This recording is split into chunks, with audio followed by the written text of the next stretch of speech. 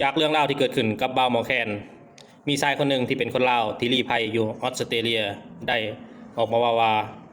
ถ้าบ่จำเป็นอย่าไปพิดเถียงกับอำนาจการจัดตั้งขันถึงเพราะว่าเรื่องของการลี้ภัยเนี่ยสมมติว่าเขาพิดแล้วอยู่ประเทศลาวบ่ได้แล้วสิไปลี้ภัยอยู่ต่างประเทศเนี่ยมันมีขั้นตอนหลายอย่างมันสิยุ่งยากเลยทุกคนนะเป็นยังไงไปฟังกันเลยทุกคนประเด็นของการหลีภัยหรือผู้หลีภัยสาเหตุที่เขาออกมาเว้าเกี่ยวกับหัวข้อนี้ก็คือว่าก็ล่าสุดเนาะเกี่ยวกับหมอแคนที่หายตัวไปแล้วก็กลับมาเห็นอีกเถื่อก็คือเราเสียชีวิตไปแล้วแล้วก็เราก็เป็นอีกคนหนึ่งคือการที่มีปากมีเสียงในสังคมเนาะเป็นคนหนึ่งที่ตั้งคำถามหรือว่าวิพากษ์วิจารณ์รัฐบาลสิว่าแบบนั้นบอกมันก็บ่ถึงขั้นปานนั้นแต่ว่ามันก็พอสมควรอยู่แต่ก็จังได๋ก็ตามเฮามีประเด็นที่จะอยากให้ทุกคนรู้นั่นก็คือเรื่องการขอหลีภัยจากประสบการณ์ส่วนตัวที่ข่อยหลีภัยไปต่างประเทศมาอยู่ต่างประเทศก็คือออสเตรเลียนี่แหละสาเหตุที่อยากให้ทุกคนรู้ก็คือว่าถ้าเกิดว่าเฮาเป็นอีกคนหนึ่งเนาะที่เป็นคนที่อยากมีส่วนเกี่ยวข้องกับเรื่องการเมืองบ่แม่นส่วนเกี่ยวข้องหรอกเฮาก็เป็นคนธรรมดาแหละแต่ว่าเฮ็ดแนวใดได้บ้านเมืองแต่ละมือมันก็มีปัญหามันแบบหลักก็บ่ได้มีคุณภาพอีหยังปานนั้นมันก็เฮ็ดให้ประชาชนน่ะมันต้องตั้งคำถามแสดงความคิดเห็นวิพากษ์วิจารณ์หรือตำหนิในสิ่งที่บ่ถูกต้องแต่ว่าหลักเขาก็ถือว่าเป็นการสร้างความปั่นป่วนสร้างความสั่นคลอนให้กับอำนาจของรัฐเป็นการวิพากษ์วิจารณ์รัฐอีกอย่างสิมันก็ขอโทษมันก็กลายเป็นว่าผิดกฎหมายของรัฐไปนั่นก็คือห้ามวิพากษ์วิจารณ์นั่นแหละมันก็เป็นเรื่องธรรมดาของเผด็จการสิว่าประเทศลาวเป็นคอมมิวนิสต์กับบ่แม่นมันกับเผด็จการนะแล้วก็จากประสบการณ์ส่วนตัวเนาะข่อยก็เป็นอีกคนหนึ่งที่เป็นผู้ลี้ภัยคือกันที่ได้มาอยู่ออสเตรเลียทุกมื้อนี้แต่ว่าก่อนอื่นก็คือว่าถ้าความก่อนว่าข่อยก็เป็นคนหนึ่งเนาะก่อนหน้านี้ก็คือว่าย้ายมาเฮ็ดเวียกอยู่ประเทศไทยก็เป็นแรงงานต่างดาวคือกันก็คือมาประเทศไทยตั้งแต่อายุยังน้อยน่ะหลายปีแล้วย้อนกลับไปประมาณ13 ปีได้บ่ก็คือว่าอายุยังน้อยหลายตอนนั้นแต่ว่าก็ด้วยความลำบากนั่นแหละเฮาจึงได้มาเนาะในช่วงเวลานั้นเฮาก็บ่ได้มีความคิดเห็นในเรื่องบ้านเมืองอีหยังเลยดอกก็เป็นคนธรรมดาบ่ได้มีความรู้อีหยังแหละแล้วก็ถือว่าเป็นอีกคนหนึ่งนะที่มีความสรรเสริญภาครัฐคักขนาดเพราะว่าในเวลานั้นเฮาก็ยังเป็นนักเรียนนะฮะก็ออกโรงเรียนมาแล้วก็ยังมีสุดความคิดที่แบบสรรเสริญภาครัฐร้องเพลงสรรเสริญบุญคุณอีหยังแบบนี้โอ้ก็ถือว่าประมาณนั้นแหละ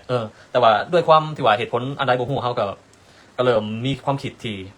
สิว่าจุดเริ่มต้นมันก็น่าจะมาจากคือดังที่ทุกคนฮู้แหละเฮาค่อยๆตั้งคำถามค่อยๆเห็นอีหยังไปเรื่อยๆเฮาตั้งคำถามไปเรื่อยๆมันก็เริ่มเป็นว่าเฮ้ยสิ่งที่เฮาเว้ามันกลายเป็นว่าวิพากษ์วิจารณ์รัฐบาลไปซ้ำกลายเป็นว่าผิดกฎหมายไปซ้ำมันเฮ็ดให้เฮาแบบว่าเฮาฮู้แล้วว่าประเทศลาวนี่มันบ่แม่นแล้วดังที่เฮาเรียนมาที่แบบ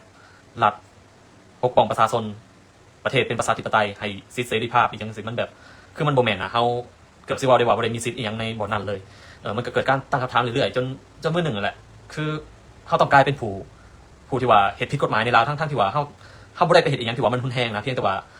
ตั้งความคิดเห็นหรือสงสัยหรือวิพากษ์วิจารณ์น้อยหนึ่งจังซี่มันกลับกลายเป็นว่าเฮ้ยเป็นสิ่งที่หนักหนาหลายด้วยเหตุนั้นแหละเฮาก็เลยแบบว่ากลายเป็นผู้ที่ต้องลี้ภัยไปโดยอัตโนมัตินะหลายคนก็น่าสิเห็นนั่นแหละว่าข่อยบ่ได้มีตัวตนหรือว่าใช้ชีวิตอีหยังอยู่ในประเทศลาวหลายนะก็คือว่าชีวิตเกินครึ่งของชีวิตก็คือเติบใหญ่อยู่ในไทยใช้ชีวิตอยู่ในไทยทำมาหากินอยู่ไทยนะจนมาอยู่ออสเตรเลียก็คือว่าเนี่ยแหละ13 ปีประมาณนั้นได้ก็มานี่ด้วยสถานะผู้ลี้ภัยเนาะเอามาด้วยผู้ลี้ภัยแล้วว่าขั้นตอนนี่เป็นไปแนวใดก็คือว่าคือเถื่อทำอิฐนี่เฮาบ่ได้เคยคิดเลยว่าเฮาจะกลายมาเป็นผู้ลี้ภัยแล้วก็จำเป็นต้องลี้ภัยคือเฮามันจำเป็นต้องลี้ภัยอีหลีสำหรับตัวข่อยมันจำเป็นข่อยบ่ได้อยากเป็นผู้ลี้ภัยแล้วก็บ่ได้มีความคิดอยากมาต่างประเทศเพราะว่าเฮาก็เคยคิดตอนน้อยๆเฮาอยากไปใช้ชีวิตในต่างประเทศอยากมีชีวิตที่ดีแต่ว่าเฮาสิเฮ็ดได้เท่าใดเฮามันแบบเงินก็บ่มีพาสปอร์ตก็บ่มีอีหยังก็เป็นแรงงานเถื่อนนั่นแหละก็ประมาณนั้นแหละก็คือเฮ็ดเวียกถูกต้องก็บ่ได้เป็นแรงงานเถื่อนก็ถือกฎหมายนั่นแหละแต่ก็ถือว่าเป็นแรงงานเฮาก็อยู่ถือกฎหมายในไทยแต่ว่าเฮาก็เป็นคนเฮ็ดเวียกเฮ็ดงานทั่วๆไปแหละแต่ก็นั่นแหละด้วยความจำเป็นมันเฮ็ดให้เฮาต้องลี้ภัยก่อนหน้านี้ที่อยู่ในไทยมันก็มีหมู่เพื่อนที่เป็นคนลาวนำกันที่เขาเคลื่อนไหวอีหยังก็ที่เห็นนั่นแหละหลายคนก็ถูกจับอย่างอ้ายเพชรอาคมเอ่ยพลอยอ้ายสุการอย่างที่3คนทำอิฐเลยไปอาจจะเป็นคนทำอิฐแต่ว่าที่กลับลาวแล้วถูกจับในข้อหาการเมืองก็ติดคุกแบบเป็น10-20 ปีไปเลยโดยเหตุนั้นแหละมันเฮ็ดให้เฮาบ่กล้าที่จะกลับไปประเทศลาวแต่บอกมันก็ต้องกลายเป็นผู้ลี้ภัยโดยปริยายคือในช่วงเวลานั้นมันก็มีเหตุการณ์หลายอย่างที่แบบคนลาวในไทยหายตัวนํแหน่หรือว่าคนลาวที่กลับไปลาวหายตัวนํแหน่มันก็มีคนแนะนำก็เฮาก็พยายามศึกษาแหละก็มีคนแนะนำให้ขอลี้ภัยกับ UNHCR แม่นบ่คือเฮาก็บ่ฮู้บ่ได้มีความคิดบ่ได้มีความรู้เกี่ยวกับเรื่องนี้เลยแล้วก็ตอนที่อยู่ในไทยเนาะเฮาก็มีการส่งอีเมลไปหา UNHCR อยู่เป็นประจำเกี่ยวกับการขอลี้ภัยคือบ่ได้ส่งไปเกี่ยวกับขอลี้ภัยดอกส่งไปเพื่อเพราะว่าเฮามีความจำเป็นประมาณนี้นะเฮาสื่อนี่อีหยังประมาณนี้เฮาเฮ็ดอีหยังประมาณนี้โดยเฮาต้องเขียนแบบรายละเอียดนะว่าเฮาเป็นไผเฮาเฮ็ดอีหยังมาแน่ด้วยเหตุผลอันใดเฮาจึงต้องการขอลี้ภัยเฮาก็ส่งไปแต่ว่าส่วนที่ขอลี้ภัยส่งนั้นมันก็ก่อนโควิดน้อยหนึ่ง แล้วบ่โดนปานใดก็มาโควิดก็เฮ็ดให้แห้งนักไปอีกคือเขาไปในกรุงเทพบ่ได้เพราะว่าประเทศไทยเป็นประเทศหนึ่งเป็นเพียงประเทศเดียวบ่ในเอเชียใต้ที่มีสำนักงานใหญ่ UNSCR ก็คือประเทศไทยเขาก็ส่งตอบอีเมลกลับมาว่าให้เขาไปในกรุงเทพเนาะไปสำนักงานใหญ่เพื่อยื่นเอกสารจริงตัวอย่างเขาก็คือแบบมีเอกสารใบหนึ่งที่เขาก็ต้องเขียนประวัติเขาเบอร์โทรติดต่อแล้วอีเมลของเขายังเขียนลงไปแล้วก็เรื่องราวของเขาเป็นไผจังซี่แล้วก็ต้องถ่ายอีกประมาณหนึ่งอ่ะเขาจึงจะติดต่อกลับมาแล้วก็ได้สัมภาษณ์บอกเขาติดต่อกลับมาเขาก็จะนัดสัมภาษณ์เขาบอกว่าจะเป็นไผเขาก็จะถามรายละเอียดเขาอย่างต่างๆเกิดอยู่ไซส์เป็นอะไรจึงได้มาขอรีภัยเขาก็จะถามประมาณนี้แล้วก็เอาจริงๆมันใส่เวลาบ่แม่นน้อยอาจจะใส่เวลาสัมภาษณ์เพื่อให้ได้รับสถานะเพียงอย่างเดียวบางคนก็เป็นปี2 ปีหรือบางคน4-5 ปีก็ยังบ่ได้รับแต่ว่าบางคนถ้ามันมีน้ำหนักเพียงพอในการขอเป็นผู้ลี้ภัยก็อาจจะได้รับเร็วมันบอกคือ UN ก็เป็นอีกทางเลือกหนึ่งที่จะเซฟเฮาได้ที่จะซอยเฮาได้คือเป็นสำนักงานใหญ่เนาะเป็นองค์กรระดับโลกนะที่เขาจะยื่นมือมาซอยเฮาถ้าเกิดว่าเฮามีภัยถึงชีวิตของเฮาหรือว่าเฮามีความจำเป็นต้องจากบ้านเกิดเมืองนอนอีกอย่างจังซี่เฮาต้องการองค์กรใดหนึ่งเขามายื่นมือเขามาซอย UN ก็ถือว่าเป็นอีกทางเลือกหนึ่งที่สามารถซอยเขาได้แต่ก็บ่ได้แม่นทั้งเบิดเนาะคือแล้วก็ต้องบอกกันว่าการขอรีภัยนะบ่แม่นเรื่องง่ายเป็นเรื่องที่ยากขนาดให้เบิ่งตัวอย่างเด้อเดี๋ยวขอเปิดแผนที่เบิ่งอันนี้แผนที่สีเขียวนี่คืออยากให้ทุกคนรู้ไว้ก็คือว่าเกี่ยวกับการขอรีภัยนี่มันมีสื่ออีกสื่อหนึ่งก็คือว่าอนุสัญญา1951 UNSCR ทุกคนพิมพ์ไปเลยใน Google UNSCR 1951ก็คือปี1951นี่แหละที่เขาได้สร้างอนุสัญญานี่ขึ้นมาเพื่อบังคับใช้ทั่วโลกเนาะเพราะว่าหลังจากสงครามโลกครั้งที่1ครั้งที่2เนี่ยมันมีผู้ลี้ภัยหลายมันมีผู้ที่ต้องจากบ้านเกิดเมืองนอนหลายแล้วก็การจัดการอีกอย่างปัญหาต่างๆมันบ่มีประสิทธิภาพฉะนั้นโลกเขาก็ต้องการแบบว่าให้มันมีอีกอย่างเป็นระเบียบแบบแผนนะเพื่อรองรับผู้ลี้ภัยเหล่านี้สีเขียวที่ทุกคนเห็นนี่เนาะอย่างเช่นออสเตรเลียอันให้เบิ่งเห็นให้ทุกคนเห็นออสเตรเลียอยู่นี่ที่คอยมาอยู่ออสเตรเลียแม่นบอกประเทศออสเตรเลียนี่สีเขียวๆนี่ก็คือว่าออสเตรเลียเป็นประเทศหนึ่งที่ลงนามในอนุสัญญาผู้ลี้ภัย1951จริงๆมันสื่อมันก็คืออนุสัญญาเจนีวาหรือว่า UNSCR 1951นี่แหละด้วยเหตุนี้ข่อยจึงได้มาอยู่ออสเตรเลียบอกเพราะว่าเขาเป็นประเทศสมาชิกบ่แม่นเป็นประเทศสมาชิกอย่างเดียวต้องเป็นประเทศที่ลงนามนำประเทศลาวก็เป็นประเทศสมาชิก UN แต่ว่าบ่ได้ลงนามแม่นบ่ประเทศที่บ่ได้มีสีเขียวนี่ประเทศไทยก็เป็นอีกประเทศหนึ่งที่บ่ได้ลงนามแต่ว่ามีสำนักงานใหญ่ของ UNSCR ตั้งอยู่ในประเทศคนในประเทศต่างๆอย่างลาวเวียดนามหรือกัมพูชาหรือพม่าถ้าสิเวลามีปัญหาเขาจึงเดินทางมาประเทศไทยเพื่อมาขอสถานะผู้ลี้ภัยในกรุงเทพเพราะว่ากรุงเทพมีสำนักงานผู้ลี้ภัยแม่นบ่ส่วนคนไทยเห็นอะไรเวลาอยากลี้ภัยเวลาอยากจะลี้ภัยเรื่องการเมืองเรื่อง1 2อีกอย่างจังซี่เขาก็จะสไลด์คนไทยก็อาจจะลำบากแน่น้อยหนึ่งเพราะว่าเขามีตัวเลือกบ่หลายถ้าสินี้ไปแล้วก็อย่างที่เห็นเผด็จการเวียดนามนี่ก็คอมมิวนิสต์เผด็จการพม่านี่ก็บ่ต่างกันกัมพูชานี่ก็บ่ต่างกันแต่ว่าเขาบ่มีทางเลือกเขาก็ต้องมากัมพูชาเพราะว่ากัมพูชาอย่างน้อยก็เป็นประเทศที่ลงนามในอนุสัญญา1951กระบวนการขอลี้ภัยมันก็จะมีระเบียบแบบแผนขึ้นมาแน่นะแต่ว่าก็ดังที่ฮู้กันนั่นแหละว่าคนที่ลุกขึ้นมาวิพากษ์วิจารณ์หรือตั้งคำถามทางสังคมนะส่วนหลายมันก็เป็นคนธรรมดาทั่วไปนะเป็นตาสีตาสาเป็นแบบถึงแม้ว่าเขาจะบ่แม่นตาสีตาสาดอกก็เป็นคนมีความคิดความอ่านแน่แต่ว่ามันบ่ได้มีศักยภาพเพียงพอที่จะนั่งเครื่องบินแล้วมาออสเตรเลียมาไปยุโรปไปอเมริกาหรือแคนาดาโลดแบบนี้มันบ่ได้มีศักยภาพพอนะแล้วก็บางเทื่อมันก็เกิดสถานการณ์ขับขันจังซี่สถานการณ์ขับขันก็คือว่าสิขอพาสปอร์ตก็บ่ทันแล้วเพราะว่าถูกตามตัวแล้วถูกคุกคามแล้วกลายเป็นคนที่ต้องลบหนีลี้ภัยอย่างหมอแคนดังที่ทุกคนเห็นนี่แล้วก็มันเป็นส่วนขับขันอ่ะพาสปอร์ตก็บ่มีอีหยังก็บ่มีสิข้ามสิบินไปประเทศอื่นศักยภาพมันก็บ่มีอยู่แล้วฉะนั้นทางเลือกที่เป็นไปได้ที่สุดก็คือการหนีมาประเทศไทยแล้วมาขอสถานะผู้ลี้ภัยกับ UNSCR อยู่กรุงเทพแล้วเพราะว่าประเทศไทยมี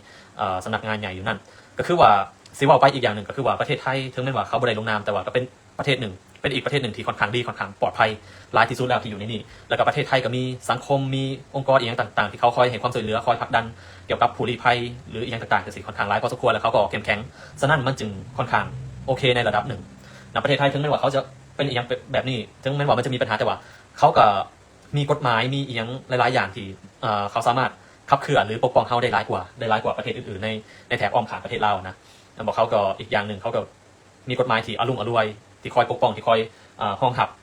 บของคนที่ลบลี้หนีภัยมาแล้วก็มาเพิ่งเย็นจังซี่นะเขาว่าแบบนี้แหละก็ถือว่าประเทศไทยก็ถือว่าสอดได้ในระดับหนึ่งก็ถือว่าดีในระดับหนึ่งเป็นตัวเลือกที่แบบว่าสำหรับคนลาวก็ถือว่าเป็นตัวเลือกที่ดีสุดแล้วนะประเทศฟิลิปปินส์นี่ประเทศคนลาวนี่ก็บินมาได้นะบินมาแล้วก็มาขอลี้ภัยได้แต่ว่ากฎของการขอลี้ภัยมันมีอยู่อย่างหนึ่งก็คือว่าถ้าเกิดว่าเจ้าไปขอลี้ภัยในประเทศสมาชิกที่ลงนามในอนุสัญญา1951 อย่างตัวอย่างเช่นฟิลิปปินส์จังซี่ถ้าเจ้าได้รับสถานะเจ้าก็ต้องได้อยู่ในประเทศนั้นบ่ได้หมายความว่าเจ้าสิได้ไปตั้งถิ่นฐานในประเทศยุโรปในออสเตรเลียในแถวแคนาดาอเมริกาจังซี่มันก็บ่ได้เป็นแบบนั้นเสมอไปนะและก็ดังที่บอกว่าผู้ลี้ภัยนะมันมีหลายทุกมือนี่สาเหตุที่ว่ามันยากนะมันยุ่งยากแล้วก็มันต้องใส่เวลาโดนเพราะว่าจำนวนผู้ลี้ภัยทั่วโลกในปัจจุบันนี่มี100ล้าน123ล้านคน123ล้านคนนั่นเป็นจำนวนที่หลายขนาดและในประเทศไทยนี่มีเกือบ 80,000 กว่าคนเกือบ 90,000 คนที่เป็นผู้ลี้ภัยอยู่แล้วก็ในกรุงเทพนี่มีผู้ลี้ภัยในกรุงเทพนี่มีประมาณ 6,000 คนบ่แม่นน้อยๆซะนั่นขบวนการหรือว่าขบวนการอีกอย่างต่างๆในการขอเป็นผู้ลี้ภัยนี่มันจึงล่าช้ามันจึงต้องใช้เวลาดนบางคนใช้เวลาแบบ 2-3 ปียังบ่ได้รับสถานะหรือว่าบางคนได้รับสถานะแล้วและการที่จะไปประเทศที่3มาออสเตรเลียมายุโรปอเมริกาแคนาดานี่ก็บ่ได้ง่ายบางคนหา8ปี9ปี10ปีหรือว่าบางคนบ่ได้มาเลยเพราะว่าการมาตั้งถิ่นฐานในประเทศใหม่นี่มันบ่ได้เกี่ยวกับ UN แล้ว UN มีหน้าที่ห้องหับเจ้าให้ความคุ้มครองให้การช่วยเหลือเจ้าแล้วก็ UN ก็แล้วก็UN ก็จะมีกลไกมีอีกอย่างอีกประมาณหนึ่งที่UN จะจัดการเนาะก็คือว่าหลังจากที่เขาได้รับสถานะผู้ลี้ภัย UN ก็จะส่งเรื่องไปยังประเทศต่างๆที่เป็นสมาชิกอย่างออสเตรเลียในยุโรปประเทศต่างๆในยุโรปแคนาดาอเมริกาอย่างเช่นเขาก็จะส่งเรื่องไปหาประเทศนั้นๆและประเทศนั้นๆก็จะเป็นคนพิจารณาว่าเขาจะหับเจ้าไปตั้งถิ่นฐานใหม่หรือเปล่าถ้าเกิดว่าเขาบ่หับเจ้าก็บ่ได้ไปอำนาจตัดสินบ่ได้อยู่กับ UN แล้วหลังจากนี้ก็คืออยู่กับประเทศปลายทางว่าเขาจะหับหรือเปล่าแล้วก็บ่ได้ง่ายอีกเพราะว่าถ้าไปเบิ่งในยุโรปนี่ผู้ลี้ภัยก็คือว่าเต็มแล้วมันแบบค่อนข้างร้ายแล้วจนแบบดังที่เห็นว่ามันมีการประท้วงมันบ่อยากหับผู้ลี้ภัยเพราะว่ามันค่อนข้างร้ายอเมริกานี่บ่ต้องว่าถึง US หลังจากโดนัลด์ทรัมป์ขึ้นมานี่ก็คือว่านักบอกเพราะว่าคนที่เขาลี้ภัยในทวีปอเมริกาใต้นี่ถือว่าร้ายแล้วในทวีปแอฟริกาในตะวันออกกลางในอย่างสิค่อนข้างร้ายในประเทศไทยนี่ก็ร้ายมาจากหลายประเทศ40ประเทศบินเข้ามาประเทศไทยแล้วก็มาขอลี้ภัยในประเทศไทยแล้วก็การใช้ชีวิตในส่วนลี้ภัยกับถือว่าบ่ได้ง่ายเพราะว่าเฮาเป็นถ้าเข้ามาในประเทศเหล่านี้นะมันบ่ได้มีกฎหมายรองรับแม่นบ่เฮาก็จะอยู่ในประเทศไทยส่วนตัวเขาเองได้เฮาก็จะอยู่ไทยในฐานะผู้ลบหนีเข้าเมืองก็ถือว่าผิดกฎหมายบ่เฮาก็จะเฮ็ดเวียกบ่ได้ในเมื่อเฮ็ดเวียกบ่ได้เฮาเฮ็ดแนวใดในเมื่อมันต้องกินต้องจ่ายต้องอีหยังหลายๆอย่างมันมีค่าใช้จ่ายเด้แล้วก็เจ้าอยู่บ่ได้อยู่แบบว่าเดือน2เดือนในประเทศไทยเจ้าอยู่เป็น8ปี10ปีหรือหลายกว่านั้นน่ะมันดนซะนั่นการที่บ่มีเวียกเฮ็ดบ่มีรายรับเลยเนี่ยเฮาจะอยู่แบบใดเพราะว่าเฮาต้องหาเงินอยู่เฮาต้องเซาเงินอยู่เฮาต้องทำมาหากินฉะนั้นมันยากและมันลำบากหลายมันนรกทั้งเป็นถ้าคนบ่เคยอยู่ในกระบวนการผู้ลี้ภัยนะสำหรับข่อยเองนี่หลายคนที่มาเห็นอยู่ต่างประเทศแล้วแบบมีชีวิตที่ดีอยู่สบายจังซี่นะจริงๆแล้วมันบ่ได้ง่ายเด้มันบ่ได้ง่ายมันลำบากทรมาน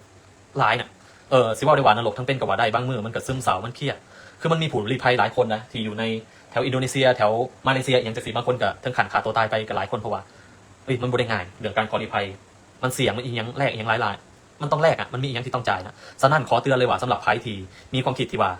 อยากสร้างเรื่องแล้วไปขอลี้ภัยเพื่อสิไปใส่ชีวิตอยู่ต่างประเทศอันนี้คิดใหม่เลยมันบ่ได้เป็นแบบนั้นมันบ่ง่ายนะแล้วสิเกิดยังขึ้นถ้าเกิดว่าเจ้าสร้างเรื่องขึ้นมาเพื่ออยากแอบอ้างขอลี้ภัยไปประเทศที่3ไปใส่ชีวิตอยู่ในยุโรปในออสเตรเลียในอีกอย่างสิถ้าเกิดว่าบ่ผ่านชีวิตเจ้าก็ไปใส่บ่ได้สิกลับลาวก็กลับบ่ได้เพราะว่ารัฐบาลลาวก็จ้องเจ้าอยู่ถ้าเกิดเจ้าออกมามีปากมีเสียงแล้วแต่ว่าขอลี้ภัยขอบ่ผ่านเสียแนวใดได้ฉะนั้นวิดีโอนี้จึงฝากไว้ให้สำหรับคนที่จำเป็นต้องการขอลี้ภัยอีหลีต้องการขอลี้ภัยอีหลีแล้วจึงค่อยไปดำเนินการหรือว่าคนที่สนใจทางเรื่องบ้านเมืองก็ได้อันนี้ฮู้ไว้ก็ดีเพราะว่าเฮามื้อใดมื้อหนึ่งเฮาแบบมีปากมีเสียงอยากเคลื่อนไหวทางการเมืองก็บ่ถึงว่าเคลื่อนไหวทางการเมืองที่จริงคนอยู่ลาวนะค่อยบ่อยากให้เฮ็ดอีหยังหลายนะเพราะว่าดังที่ฮู้กันนั่นแหละว่ามันหนักหนาสาหัสนะก็แต่ว่าฮู้ไว้ก็ดีฮู้ไว้แล้วเฮาจะได้ฮู้ไว้ว่าการขอลี้ภัยการเฮ็ดแนวใดที่จะรักษาชีวิตตัวเองบ่ให้ถูกเข็นฆ่าบ่ให้ถูกทรมานจังซี่ก็นั่นแหละควรฮู้ไว้ก็ดีแล้วก็อันนี้ประเทศที่ลงนามมีจีนนำพร้อมอันนี้ประเทศจีนนี่ก็คือลงนามไปซื่อๆแต่ว่าปฏิบัติจริงนี่บ่ได้ดอกก็คือบ่ต่างอย่างเผด็จการสุดๆแหละจีนนี่ก็มีพฤติกรรมไปทางเสียหลายนะก็คือแบบว่ามีการอุ้มหายมีการแบบไปอุ้มผู้ลี้ภัยในประเทศอื่นจะสิครับไปประเทศจีนเพื่อลงโทษนี่ก็มีเหตุการณ์แบบนี้เกิดขึ้นก็หลายนะฉะนั้นประเทศจีนก็บ่แนะนำทางออกที่ดีที่สุดก็คือประเทศไทยนี่แหละแล้วก็เรื่องการขอลี้ภัยเรื่องอีกอย่างสิมันก็ที่จริงก็มี YouTube 2 YouTube ของไทยนะที่เขาได้เฮ็ดเป็นสารคดีอีกอย่างไว้จังซี่มันก็มีหลายให้ทุกคนลองพิมพ์ไปเบิ่งเลยว่า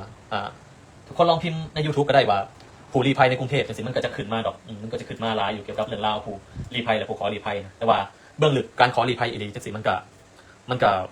มันเขาก็บ่ได้เว้าดอกอีกอย่างมันก็บ่แม่นเรื่องที่จะมาเว้าแบบเปิดเผยอีหยังจังซี่นะUN เขาก็บ่อยากให้เฮาเว้าดอกแล้วก็ประเทศที่3เขาก็บ่อยากให้เฮาเว้าอีหยังปานนั้นดอกแล้วก็ทางที่ดีนั่นแหละทางที่ดีก็คือว่าถ้าหากเกิดว่าเฮามีภัยเฮาถูกคุกคามเฮาต้องมีหลักฐานอันนี้เป็นสิ่งสำคัญหลักฐานว่าเฮาถูกคุกคามถูกอีหยังเป็นรูปภาพเป็นข้อความเป็นอีหยังจังซี่ถ่ายไว้เก็บไว้ก็ดีแล้วก็พอเฮาหนีมาออกจากประเทศลาวได้แล้วเนาะเข้าสู่ประเทศไทยก็ฟ้าวไปขอลี้ภัยกับ UNHCR เพื่อขอการคุ้มครองอย่างน้อยมันดีมันจะดีหลายแหละอย่างน้อยมันรักษาชีวิตเจ้าได้นะอันนี้ก็เป็นอีกหัวข้อหนึ่งคือการที่อยากให้ทุกคนฮู้ไว้นะคนลาวเฮาคือขนาดในอนาคตก็น่าจะมีคนที่ต้องขอลี้ภัยอีกหลายนะเพราะว่าอย่างที่ฮู้กันแหละประเทศลาวเฮาปากน้อยหนึ่งก็บ่ได้นะมันมีภัยมาโลดนะถือข่มขู่ถือคุกคามโลดนะฉะนั้นทางเลือกที่ดีก็คือการหนีออกจากประเทศลาวแล้วไปขอลี้ภัยเพราะว่ามันจะเป็นอีหลีได้แต่ก็ต้องเตือนก่อนว่าอย่าไปหาเรื่องเพื่ออยากเฮ็ดให้ตัวเองเป็นผู้ลี้ภัยเพื่อสิมาต่างประเทศคือมันมีหลายคนที่ไปแอบอ้างเรื่องแบบนี้แล้วก็มาขอลี้ภัยกับ UN แล้วก็บ่ผ่านเพราะว่า UN ฮู้ว่าเจ้าต้องการแบบว่าสร้างเรื่องขึ้นมาเพื่ออยากไปต่างประเทศซื่อๆฮู้ UN ฮู้เพราะว่าเขาสัมภาษณ์เจ้าในบ่แม่นสัมภาษณ์ทีเดียวสัมภาษณ์ปี1ปี1 2ปีสัมภาษณ์อยู่นั่นแหละเพื่อหาความจริงว่าเจ้าเป็นผู้ลี้ภัยแท้หรือบ่เนี่ยแหละแล้วก็ทุกคนก็ลองไปเสิร์ชเบิ่งได้ใน Google เรื่องราวการลี้ภัยเรื่องอีหยังจังซี่มันก็เป็นภาษาไทยแหละใส่ภาษาไทยในการเสิร์ชหามันก็จะมีเว็บไซต์อีหยังต่างๆนะบอกอยู่ไทยก็มีอยู่ไทยมันมีองค์กรหลายอย่างอยู่มันมีองค์กรหลายอย่างถ้าเกิดว่าจะเป็นอีหลีก็ส่งขอความส่งอีหยังนี่ไปหาองค์กรที่เขาให้ความช่วยเหลือในไทยนะหลายองค์กรนะที่เขาจะสามารถสอนเจ้าได้อันนี้ก็เป็นหัวข้อสำคัญคือการที่อยากให้ทุกคนรู้เพราะว่าเขาเองเวลาไปเห็นแบบนี้แล้วเขาก็แบบมันบ่ได้นะมันแบบคือพอมาเห็นข่าวคนลาวที่เขาเป็นคนที่มันก็บ่ได้อีหยังหลายนะเขาแบบมีปากมีเสียงในสังคมตั้งคำถามซื่อๆจังซี่ก็แบบถึงขั้นหายตัวถึงขั้นเป็นศพจังซี่มันก็แบบเขาเห็นแล้วเขาก็หดหู่เขาบ่อยากเห็นนะฉะนั้นเขาก็หวังว่าวิดีโอนี้นะจะเป็นอีกทางเลือกหนึ่งที่จะสอนเจ้าได้ในอนาคตถ้าจำเป็นอีหลีต้องขอลี้ภัยอันนี้ก็ฝากให้ทุกคนฮู้ไว้ศึกษาไว้ก็ดีเนาะทุกคนนั่นแหละแต่ว่าฮู้ว่าพอถ้าฮู้แล้วอย่าสร้างเรื่องเพื่อไปแอบอ้างขอลี้ภัยอันนี้มันอย่าได้ขาดเลยอันนี้บอกซ้ำๆแบบนี้เพราะว่ามันการขอลี้ภัยมันบ่ได้ง่ายมันยากคนจากทั่วโลกร้อยกว่าล้านคนที่เป็นผู้ลี้ภัยแล้วก็ต้องการไปตั้งถิ่นฐานใหม่แต่ว่าในแต่ละปีมันมีผู้ที่ได้ไปตั้งถิ่นฐานใหม่เพียง 0.01% เท่านั้นมันบ่ได้ง่ายมันบ่แม่นว่าออสเตรเลียอย่างเช่นออสเตรเลียนี่มันบ่แม่นว่าเขาบ่อยากรับเขาอยากรับแต่ด้วยทรัพยากรด้วยบุคลากรด้วยอีหยังของเขาต่างๆนี่มันมีขีดจำกัดมันจำกัดหลายเพราะว่าอย่างเช่นข่อยมานี่มันต้องมีบุคลากรอย่างน้อย 2-3 คน 4-5 คนมาซอยข่อยในการตั้งถิ่นฐานใหม่ในการเรียนรู้ภาษาในการซอยไปเฮ็ดเอกสารนั่นนี่นั่นต้องมีผู้แบบว่าเขาอีหยังก็ผู้จัดการส่วนตัวที่เขาจะคอยรับโทรศัพท์เฮาตลอดเวลาเฮามีปัญหาหรือว่าอีหยังจังซี่ฉะนั้นมันใช้เงินหลายมันใช้ทรัพยากรหลายมันต้องถ่าคิวแต่บอกการลี้ภัยมันจึงโดนขอจึงเตือนว่าอย่าแล้วมันบ่มีเพียงเท่านั้นการขอลี้ภัยก่อนที่เจ้าจะผ่านจุดนั้นได้มาถึงจุดนี้บ่ได้ง่ายใช้ชีวิตในฐานะผู้ลี้ภัยถ้าเกิดว่าเจ้าบ่ได้มีเงินบ่ได้อีหยังเนี่ยนรกบนดินแท้ๆแล้วก็บ่แม่นอีกหลายปี8 ปีเพื่อสิได้ไปอยู่ต่างประเทศแล้วก็อีกอย่างนึงอยากสิเตือนสุดท้ายก่อนสิเตือนก็คือว่าการที่คนลาวเนาะหลายคนพอออกมามีตัวตนในสังคมในเรื่องการเมืองนะมันก็มักจะมีคนลาวอยู่ต่างประเทศหรอกติดต่อไปส่งข้อความไปหาอีหยังจังซี่หรือบอกบางคนก็มาว่าบ่ต้องห่วงบ่ต้องอีหยังดอกถ้าเกิดมีปัญหาข่อยซอยเจ้าได้อีหยังเจ้าได้จังซี่คือที่จริงมันซอยบ่ได้ดอกคือข่อยนอนในส่วนที่ขอลี้ภัยเนี่ยก็พยายามขอความช่วยเหลือไปหาคนลาวที่เขาอยู่ฝรั่งเศสถามว่าเขาสอนเจ้าได้บ่เขาก็อยากซอยอยู่แต่ว่าบางคนเขาก็บ่ได้มีความรู้และเขาก็บ่ได้มีความเข้าใจเรื่องการให้ความช่วยเหลือผู้ลี้ภัยอีหยังปานนั้นเพราะว่าส่วนหลายก็เป็นคนเฒ่าคนแก่ที่เขาบ่ได้มีความรู้อีหยังแล้วก็บ่ได้มีศักยภาพเพียงพอที่จะสอนเจ้าได้อันนี้หลักสำคัญเลยหลักความจริงแล้วก็บางคนเขาก็บ่ได้มีจิตใจที่จะสอนอีหยังเจ้าหลายปานนั้นฉะนั้นการที่เขาว่าเขาจะสอนเจ้าได้บ่ต้องห่วงเจ้าเฮ็ดไปโลดเขาสิสอนเจ้าได้อันนี้บ่แม่นความจริงพอค่อยขอไปแล้วจริงๆการขอลี้ภัยมันมีอีกวิธีหนึ่งก็คือว่าการที่เจ้าจะไปต่างประเทศได้ไวก็คือว่าเจ้ามีคนรู้จักอยู่ฝรั่งเศสจังซี่ฝรั่งเศสในงานอยู่ตัวอย่างถ้าเจ้ามีคนรู้จักอยู่ฝรั่งเศสหลังจากที่เจ้าได้รับสถานะผู้ลี้ภัยคนที่ฝรั่งเศสสามารถประกันเจ้าไปประเทศที่3ได้ไปประเทศที่3ได้มันก็บ่ได้ยากจนเกินไปแล้วก็มันก็บ่ได้ง่ายปานนั้นแต่ว่ามันก็มีทางเป็นไปได้ที่สูงทางเป็นไปได้ที่สูงถ้ามีคนให้ความช่วยเหลือเจ้าได้มันง่ายกว่าถ้า UNHCR นี่มันอย่างที่บอกแล้วมันต้องถ่าอีกโดนหลายขนาดแต่ท้ายที่สุดนั่นแหละสำหรับข่อยก็คือว่ามันเป็นไปบ่ได้สุดท้ายก็ต้องมาถ่า UN เป็นคนจัดการอีหยังเบิดทุกอย่างข่อยจึงมาออสเตรเลียได้อันนี้ก็อยากฝากทุกคนคือกันแต่ว่าถ้าเจ้าได้เข้าสู่กระบวนการผู้ลี้ภัยแล้วก็น่าจะฮู้ดอกมันก็จะมีคนสอนเจ้าบอกอีหยังเจ้าอธิบายอีหยังเจ้าก็จะเข้าใจหลายกว่านี้อันนี้ก็ฝากไว้เนาะสำหรับวิดีโอนี้ก็ฝากทุกคนไว้เพียงเท่านี้แหละบาย